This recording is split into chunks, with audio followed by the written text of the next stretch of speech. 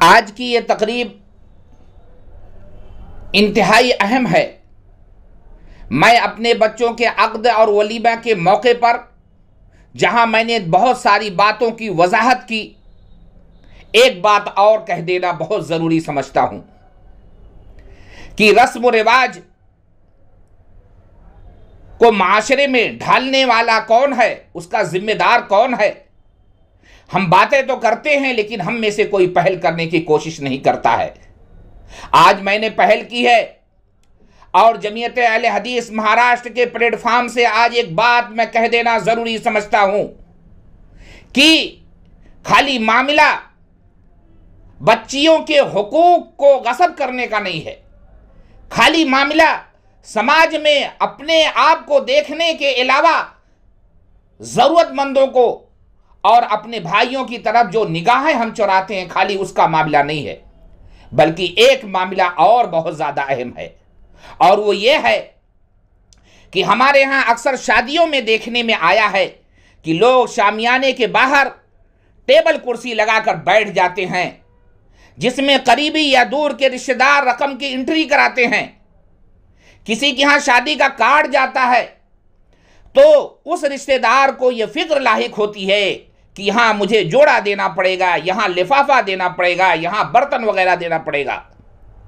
शरबत पानी, जूता चुराई, फेटा बधाई, डॉल वगैरह और ना जाने मैं क्या क्या गिनवाऊं, कैसे कैसे रसूम और रिवाज हमारे माशरे में और दीनदार माशरे में है।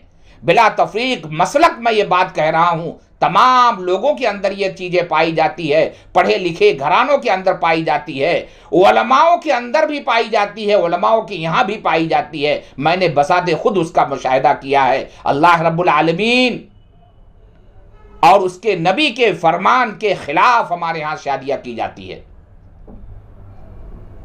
क्या आज इन रसूम को ख़त्म करना ज़रूरी नहीं है? क्या हम किसी को एक टाइम की दावत देंगे तो उससे लिफाफे कबूल करेंगे? क्या हम एक टाइम किसी को अपने दस्तरखान की जीरत बनाएंगे तो हमारे अंदर यह मंशा है क्या कि हम उसको 150 रुपये खाना खिला करके 500 रुपये की रकम तलब करें या उससे जायद की तलब करें, या इसी रस्म व रिवाज के तहत हम लोगों को चुन चुन कर दावतें दें? क्या है आखिरकार हमारे मनों में, क्या है हमारे दिलों में?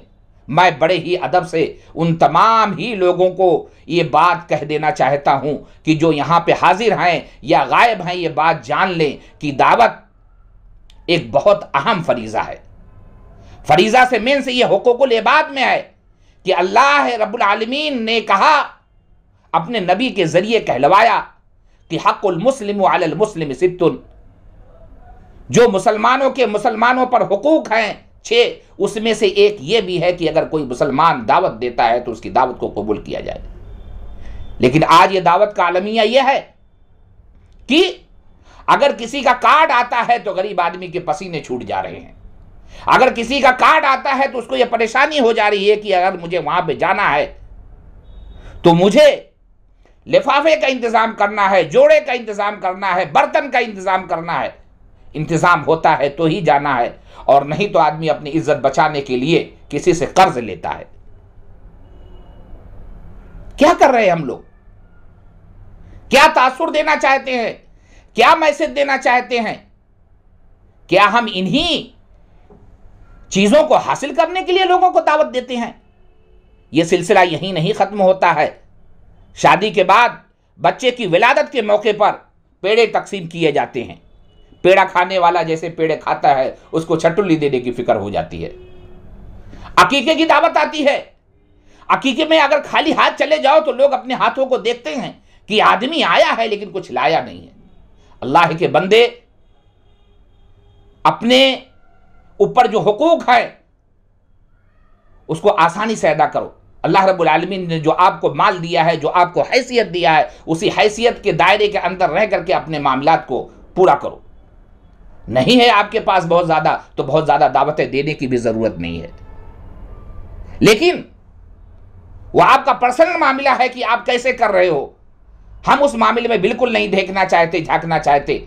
एक बात मैं जिम्मेदारी से कह देना चाहता हूं कि अगर किसी को ज़रूरत है कि उसकी मदद की जाए तो मामलात मंडप तक पहुंचने से पहले हमारी भी जिम्मेदारी बनती है कि हम उसकी खबरगिरी करें, जाएं उसके घर, उसके बच्चे और बेटी की शादी है, उसके हाल अहवाल को मालूम करें, क्या परेशानी है, उसको हम पर्सनल अपने लेवल पे हल करने की कोशिश करें, जमाती लेवल पे हल करने की कोशिश करें, महल्ले की लेवल पे हल करने की कोशिश करें, रिश्तेदारी की लेवल पे हल करने की कोशिश करें, ना कि उसको इस बात पे मजबूर करें कि वो बैठ करके शामियाने के बाहर लोगों के चेहरे देख करके उनको हसरत की निगाहों से देखे और अपनी तरफ रागिब करे, या रागिब ना करते हुए भी सामने वाले को ये बैसेत दे कि हम बैठे हैं लिखने के लिए, आओ कुछ ना कुछ लिखा दो।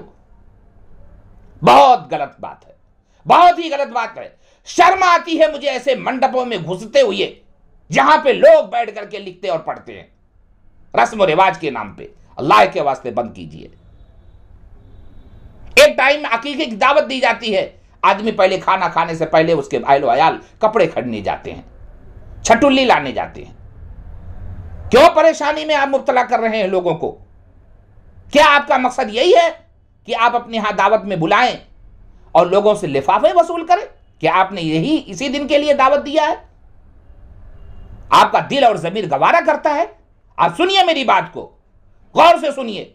माजरत के साथ कहता हूं कि मत कीजिए ऐसे खाने जिसमें आपको लोगों से पैसे लेने की जरूरत पड़े, हदिये के नाम पे किसी के ऊपर बोझ डालने की जरूरत पड़े। बंद कीजिए सब तमाशे। कब तक करेंगे ये सब? आसानियां पैदा कीजिए। इस्लाम में बोझ किसी के ऊपर नहीं डालने का हुक्म है। आप अपने मेहमानों के ऊपर बोझ डालने से बचिए। जितना अल्लाह रब्बुल आलमीन ने आपको तौफीक दिया है उसी में अपने मामलात को ख़त्म कीजिए।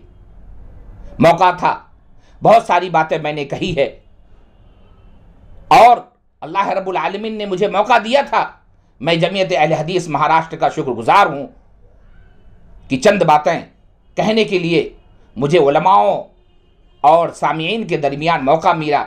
अल्लाह रब्बुल आलमीन तमाम ही लोगों का हामी व नासिर हो और तमाम ही लोगों को इस पर अमल करने की तौफीक दे। आमीन या रब्बल आलमीन।